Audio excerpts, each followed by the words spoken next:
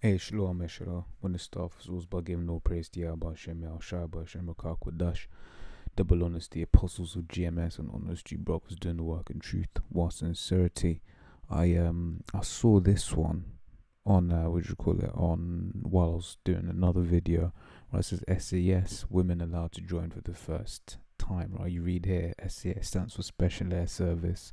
Right, it says the unit undertakes a number of roles including covert reconnaissance, counter-terrorism, direct action, hostage rescue. Much of the information actions regarding the SAS is highly classified and is not commented on by British government or the MOD due to the sensitivity of their operation. So they're basically an elite fighting unit combat, and they're saying women can join, and then there's actually even a funny quote here, right?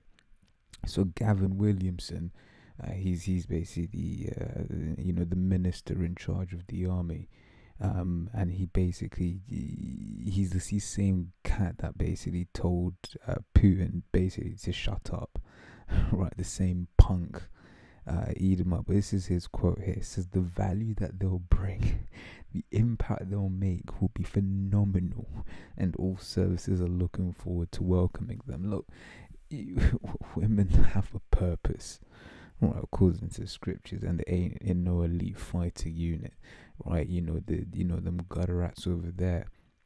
What do you call it? They've got women in their units in their infantry, whatever. And look what they said. It says women in the Israeli military just aren't cut out for combat roles. It's an opinion piece, right? And this point here, it says the Israeli army is deluding itself and risking the well-being of its soldiers by pretending men and women have equal strengths, right? Not only have they not got equal strengths, they have different purposes, right?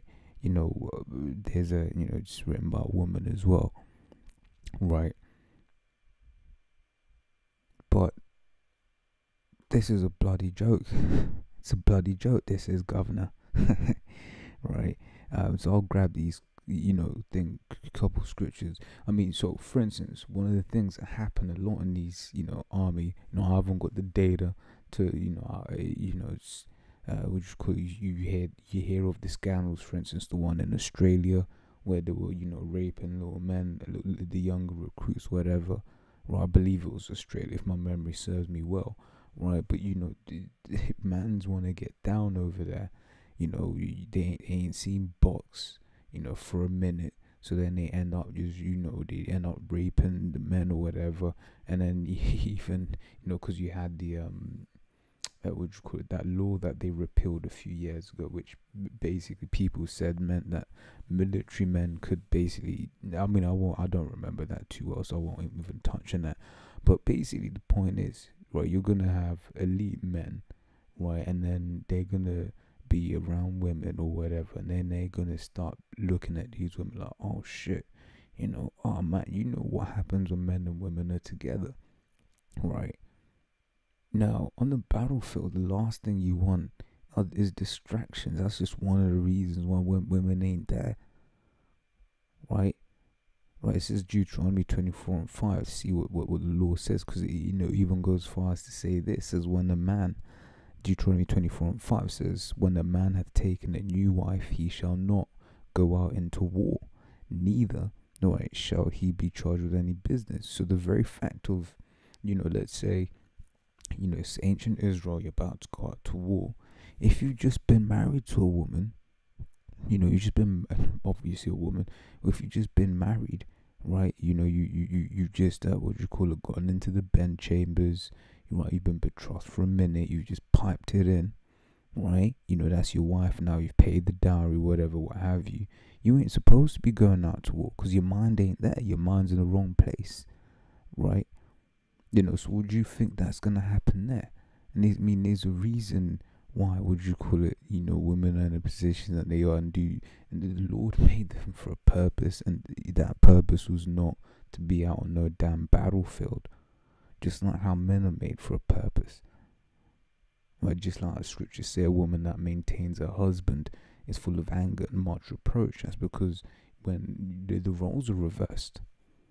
right? And then she's like, why am I taking care of you? You're supposed to be taking care of me, though. It doesn't matter, whether she's a rich and successful businesswoman. There comes a time when she's like, look, nigga, you gotta get up off your ass, right?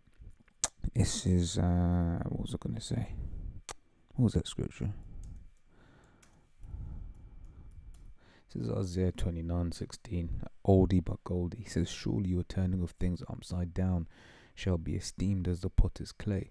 For shall the work say of him that made it, he made me not? Or shall the thing framed say of him that framed it, he had no understanding? Right, so surely your turning of things upside down. So you had one thing, it was good, and then you turn it upside down. Right, this is Esau's MO. This is what he does. Right, he's made evil good, and he's made good evil. Right, for instance, homosexuality. The scriptures are plain on that. Yeah, Esau, what does he do? He goes around and he's basically spread and pushes homosexuality all over the earth. Right, transgenderism. I mean, you don't need to be a fucking rocket scientist to know that transgenderism is off, but that's what Esau does. That's his nature. Right, let me grab this. Is Numbers 1:18. It says, and they assembled all the congregation together on the first day of the second month, and they declared their pedigrees after their families by the house of their father. In fact, did I start too low, I think. Yeah, well, that's the point. This is Numbers 1:17. I'll start from 17. So, like, actually, no, I didn't start too low, but I'll read it from 17. It says that Moses and Aaron took these men, which were first point men, right, which were expressed by their names, and they assembled all the congregation together on the first day of the second month, and they declared their pedigrees after their families, but the house of their fathers, according to the number of the names, from 20 years old and upward by their polls. So first thing, you need to be at least 20 to join the army, or at least 20. I think over here it's either 16 or 18 for you to join the army. Right, it says, goes on to say, as Yahweh commanded Moses, so he numbered them in the wilderness of Sinai.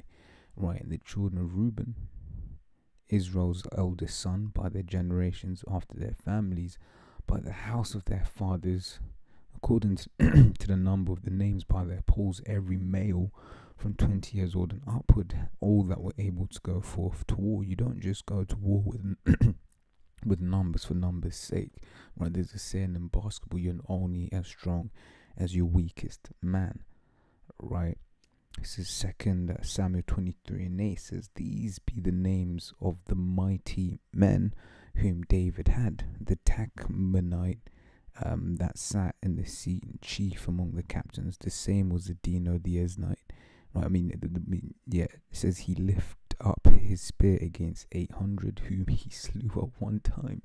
Right, so these were the mighty men of David, right, doing things that were you can only do in Hollywood with special effects in this land, in this time, right? But yeah, I believe the point's been made. Like I said, just a quick one, just a commentary on this bullshit here, and till the next time, I say shalom.